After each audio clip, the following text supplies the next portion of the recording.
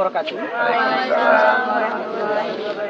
Perkenalkan, nama saya Putra Ariwanda, buah Panggil Putra. Di sini saya tidak sendiri, saya bersama teman saya yang berbaju putih, Harip Handoko, dan teman saya satu lagi bernama Rofik Alfian.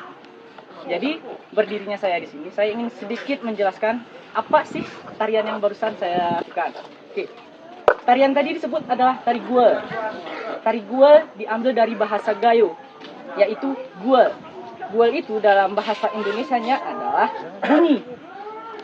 Bunyi. Jadi kalau orang Gayo bilang iguelen, kayak kita bilang bunyikan. Paham? Oke. Jadi di sini sebenarnya tari guel itu adalah adaptasi dari kisah legenda di dataran tinggi Tanah Gayo, baik dari Linge, Aceh Tengah, dan Benua Meriah. Oke, sedikit saya ceritakan. Tarian ini bermula ketika pada tahun